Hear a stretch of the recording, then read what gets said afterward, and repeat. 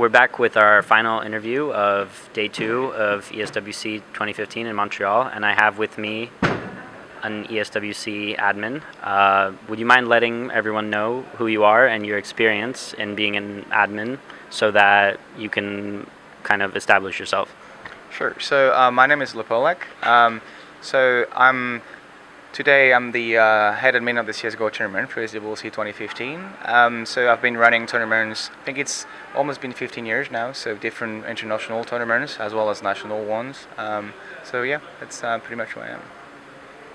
And we're obviously talking for a reason, and that reason being a few issues that came up. There were different issues for each day so far, Friday and Saturday. So let's start with what happened Friday, which led to some pauses. Not as long as today, but something did happen that was, from my understanding, quite out of your control. So maybe go into that a bit. Yeah, so the biggest issue yesterday, in terms of delays, and the main reason why we had delays was about the temperature that we had in the venue. So obviously, it was a really hot day as well as today, and the servers were actually overheating, right? So when the servers did overheat, what they do is, as a safety, so that they don't just burn down, they perform a safety shutdown, the servers went down and up a couple of times. So to react to that, we actually added like a big cooling unit just right in front of the servers to make sure that the temperature gets better for the servers. And it's actually how we managed to get the matches up and going again and up and running, and try to catch up with the delays and have the match going on. But then actually, for the record, just after the end of the last match, the cooling unit went down because it was so hot. So even the cooling unit, and it was them talking about like really big cooling unit, actually died on us because of the heat, whilst trying to maintain the server at the temperature that was good and healthy for them. And from what I understand, that's what led to most of the delays yesterday. Yeah, exactly. So because the problem we had as well is it's a bit of when a server goes down, it's a bit of a coin flip, right? So because the way CSGO works nowadays is it takes backup files of every round, so that when you have an issue, you can restore the money and the equipment for all the players that are in the game, and then you can you can start up again and keep going. However, when a server goes down unexpectedly, sometimes the CSGO server actually sort of corrupts the backup file, which means that you don't have an easy way and a good way to restore the game properly. So you have to come up with a compromise with both team captains for the match that is impacted to decide on what should be the money average, who killed whom, what kind of equipment they should have. And this takes time because obviously it's not straightforward, and we need to end up with a good compromise that both teams are happy with. And that's mainly what took time as well. So let's talk about today. It started off with some issues that were actually quite easy and simple to fix. There was, for example, one that was mentioned on the internet with 2 of Cloud9's computers going out, but that was just a blown extension cord. Was that what it was? Exactly. So yeah, a power line went down, and then we fixed it, and it went back up.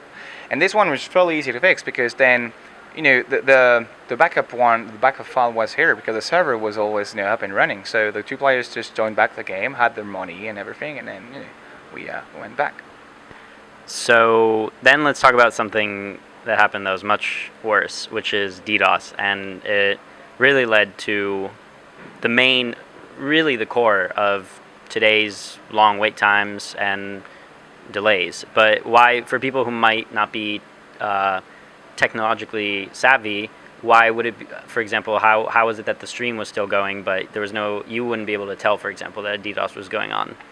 Sure. So what we've done, because it's kind of standard for big tournaments to be a DDoS nowadays. So beforehand we made a bit of preparation to make sure that we had 2 internet lines, and that's exactly the setup we have here. So we've got one line that is highly protected for the streams, right, and another one that is also also protected. And what we had is so the stream could have kept going, actually. Could have kept going. It was fine.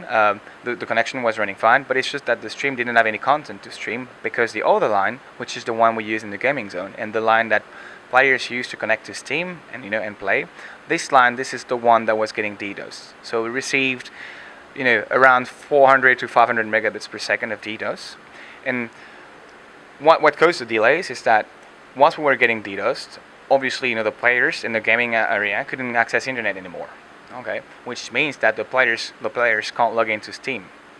So there has been talks about maybe switching the servers and even the Steam clients for the players as in offline mode, but we couldn't really do that because when you do that, people can't use a silencer. It's in CS:GO, the silencer is considered as as a skin, and at this level, like it's not like you can play a match without without the silencer on an M4. If a player wants to use it, he should be able to use it.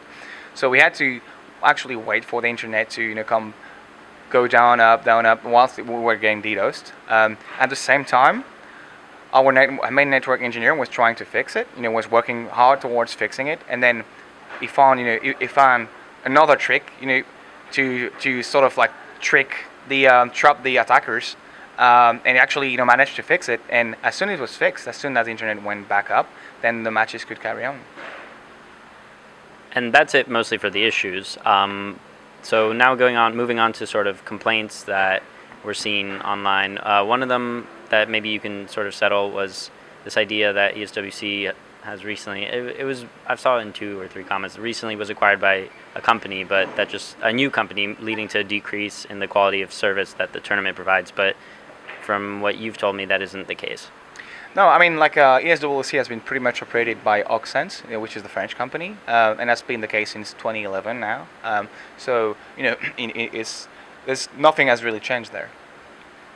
And the final question, main point, also, or not last point, is communication issues. I understand that running a tournament isn't really the same as being a player, but maybe people sometimes tend to feel frustrated if they don't hear exactly from the organizers what's going on. Do you have any comment on that? Or also, if that's not something that you can comment on, did you listen at least to the critique that wasn't just smearing or ad hominem insults? Do you listen at least to the positive critique and feedback? So yeah, your questions is twofold. So like the first part being that in terms of communication, we'll always try to give updates as we can, on the fly to the audience, to players, like to people that are following us. But sometimes, we don't also, once we appreciate that people are willing to get some information, there's a certain proportion of the user base, like the people that are following, that are not necessarily, as you said, technologically, tech savvy. So we don't necessarily really want to go too deep into technical details, because it might not be an actual reach. People might not even be satisfied with the explanation, so we try to have something that is fairly standard. And in terms of receiving the feedback, of course we do read what people are saying. It's not like we're in a vacuum. Like the event just doesn't run into a vacuum, right? We know when people are unhappy, and we understand why and how they are unhappy. We're striving to make it better. Obviously, people out here are really giving all they got to fix when issues are arising. It's just that we sit and we're definitely trying to fix it. I'd say, just to sum it up, we definitely don't ignore it. And how about with the actual players themselves? Do they feel that if they ran into an issue that you guys responded promptly and communicated with them? I think in terms of response, I think they saw that we were really trying to be dynamic and active and on top of every issues arising. I think they've been, and actually I pretty much want to thank them. They're really professional. Nowadays players are a lot really well behaved in trying to help as well, because they know that we're pretty much all in the same boat. We all want the tournament to happen correctly. We all want the tournament to not have 3 hours of delays. So they've been really helpful and really like collaborative when it came up to try to rejoin the game, try to make sure that when we restore around everything is fine. I think they've been understanding. However, a tad frustrated, and that it's definitely their right. They've got all their rights to be frustrated. I think we generally have like a good relationship on the field. They know that it's not like we're doing this on purpose, obviously. And on a personal level, I mean, I know quite a lot of those players have been on the scene for quite a while, so they know that I'm not trying to play tricks on them. Like I'm always going to be fair and honest with them and try to make it better. So on that note, I think it's been handled fairly well, I would say. And that sums up the pith of what we wanted to get to, but I want to give you a chance to have any final words or any final things that you want to say about the whole situation. And yeah, I'm giving it to you. Sure. So yeah, thanks. I guess I wanted to thanks a couple people here. Thank